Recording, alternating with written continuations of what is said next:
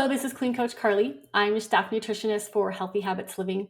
Today, I am talking about the rise in mental health diagnoses.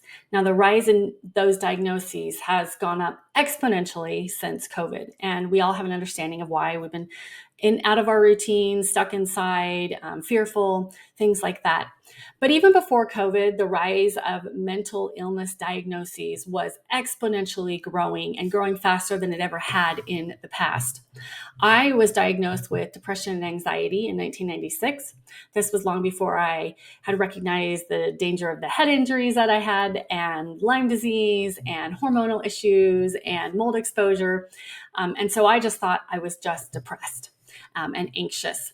And I remember being diagnosed and going to the mental health services at my college, which was on the bottom floor in a basement, kind of dark, kind of out of the way. And it felt very much symbolic of my understanding of mental health, that it wasn't something that was really talked about. It was kind of pushed aside, not out in the limelight or the mainstream.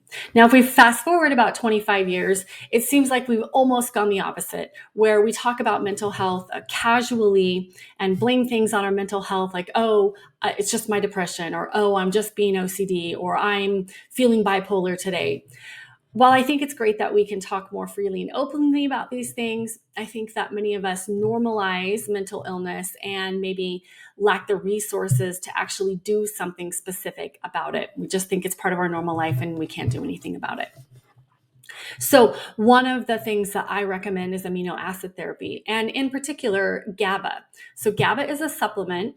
It is the acronym or the shortened version of gamma aminobutyric acid. Now, this is something that your brain and body produce on their own, but they may not produce enough for you.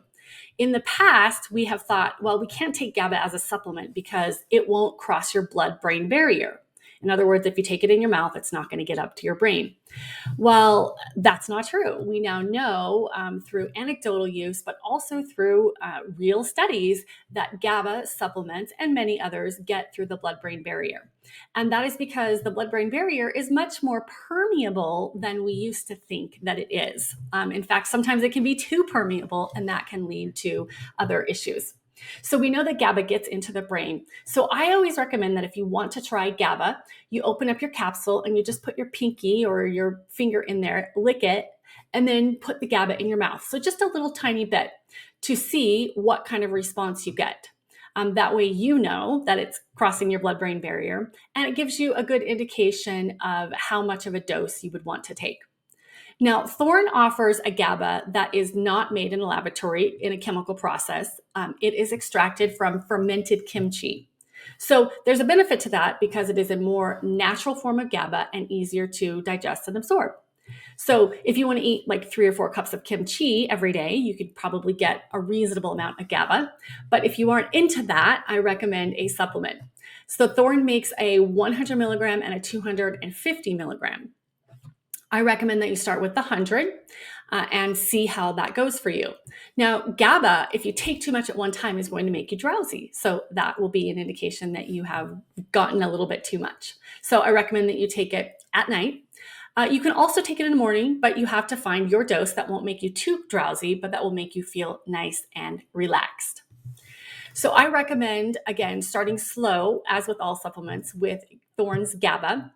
Again, you can just open up your capsule and try just a little bit to see what kind of response you get.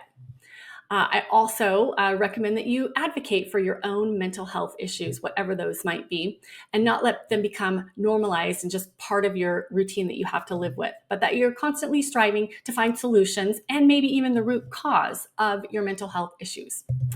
Here at Healthy Habits Living, we are always here to help you get healthy, to stay healthy, and be healthy.